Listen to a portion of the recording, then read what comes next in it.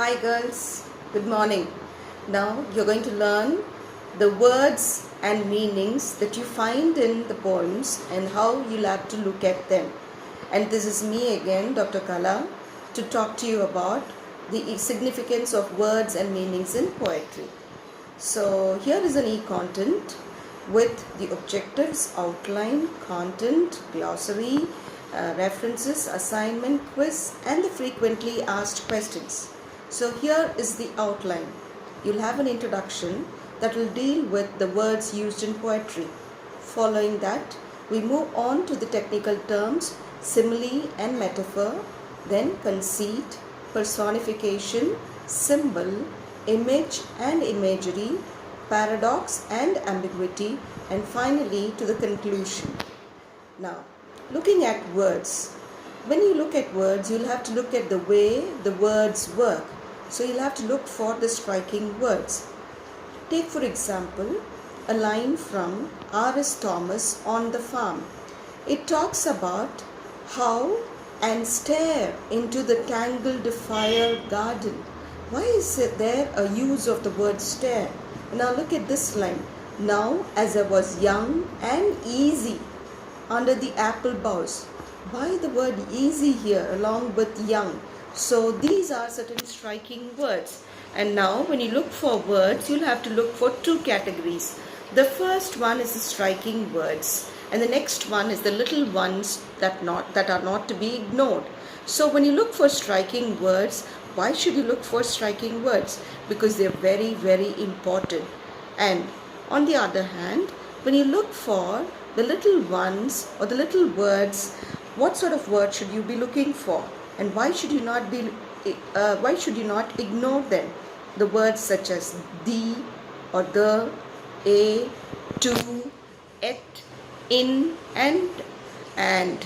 Okay. So now, how do poets use words? You find that the poets use such words to charge them with certain tone. So take for example this stanza from Blake's The Poison Tree. And into my garden stole, when the night I had veiled the pole, in the morning glad I see my foe outstretched beneath the tree. There is a kind of a tone, and this tone is that of someone who nurses anger, and it changes from dark and furtive to one of relief.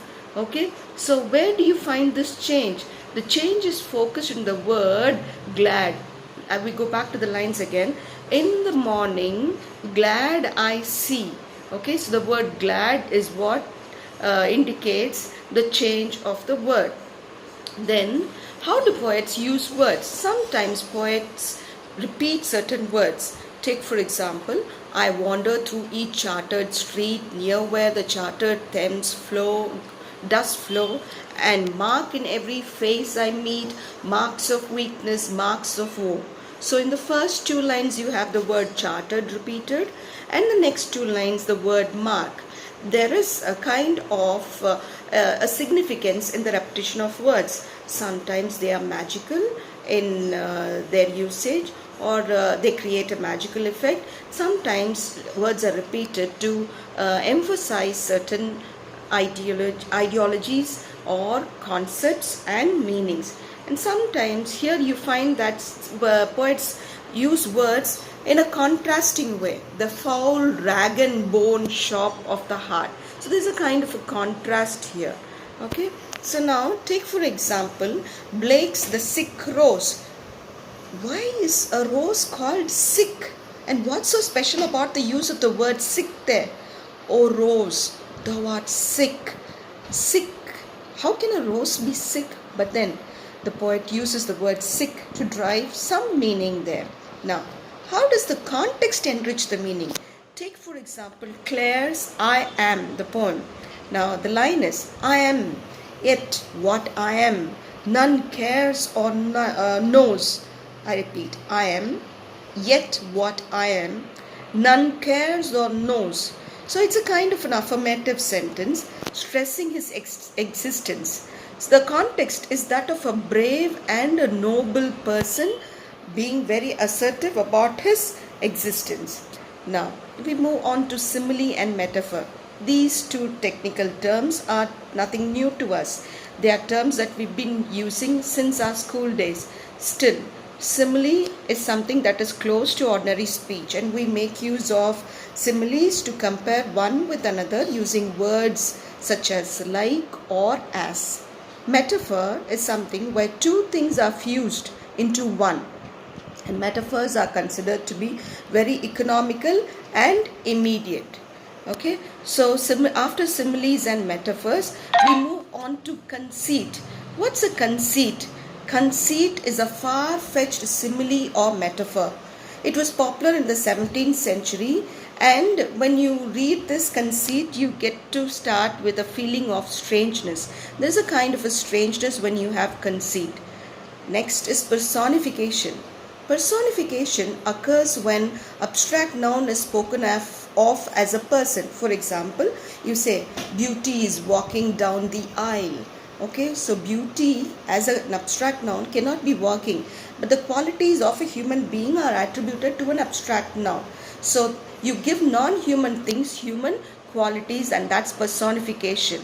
Now personification has two effects. One is pathetic fallacy and the other is mental landscape. What is pathetic fallacy? When human feelings are given to objects. You say the chair seems to be crying because of the weight on it. So it's a human feeling, crying, that you attributed to a non-human chair. Similarly, mental landscape, the feeling of the one who looks at it become attached to the landscape itself. If you are sad and if you look at a landscape or a scenery, you say the sorrow is reflected, or the plains are in sadness. So your feeling or the feeling of the onlooker is transmitted to the landscape. And now the landscape expresses the inner feelings of the one who feels it. So there are two effects of personification. They are pathetic fallacy and mental landscape. Next, we move on to symbol. What are symbol? Or what is a symbol? Symbol is an arbitrary or conventional sign, or something that stands for or suggests something else, according to Merriam-Webster, the dictionary. Now, in its basic sense, symbol is a conventional representation of a concept or quantity.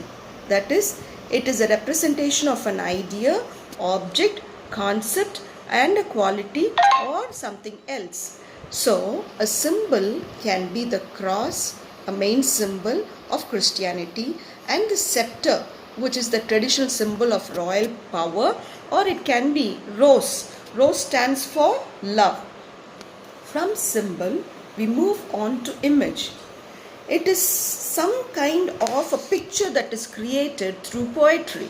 So an image is an intellectual and emotional complex in an instant of time. Suddenly you get a kind of a picture before your eyes, a mental picture before your eyes. And now, whenever you consider or you need to look into image, you'll have to ask three questions. The first question is, where do images come from? Okay, and now Bachelard believed that the images originated straight out of human consciousness from the very heart of being. Second is, once an image is created, what sort of an image is created? So it is either something that represents a thing in the real world or something else. Then the third question is, how can an image function in a poem? So you'll have to see, if there are images, what's the purpose of the image here? Is it a concrete or a gut level part of a poem? Okay, and the last ones are paradox and ambiguity. Now, what is paradox? Paradox is sometimes called figures of speech, and paradox is an apparent contradiction. You tend to contradict from one to the other, and there are enough and more examples in the text. And ambiguity is something that is not too clear, but then it is a very, very important technical term that one has to master to understand poems. Take for example book 1 of Paradise Lost. Pride is very ambiguous there. Okay, and now we move on to the conclusion. Paradox and ambiguity are technical terms that have to be mastered, but not just there. There are other technical terms also that we have mastered so far. You'll have to use these technical terms in an appropriate way whenever you are trying to assess a poem. Now picture the effects. List all the shades of meaning. If you can't choose the right technical term, concentrate on the richness of language. So here are your references.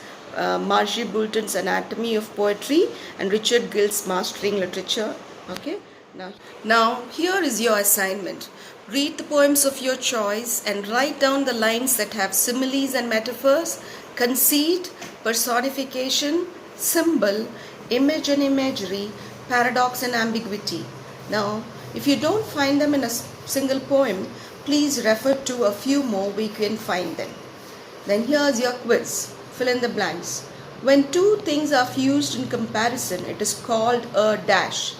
Dash are close to ordinary speech. An arbitrary or conventional sign is called dash. Dash is giving non-human things human qualities. Fifth one, the two important effects of personification are dash and dash. State whether the following statements are true or false. While looking for striking words, little ones such as the, a, to, and the like should be ignored. True or false? A simile or metaphor is far-fetched. True or false? Conceit was popularized in the 17th century. True or false? When human feelings are given to objects, it is called mental landscape. True or false? According to Bachelard, images originated from human consciousness. True or false? And now frequently asked questions. Write short notes on the following in about 100 words each. Simile and metaphor, conceit, personification, symbol, image and imagery, paradox and ambiguity, perhaps with illustrations also. Write an essay on the use of words and their meanings in poems.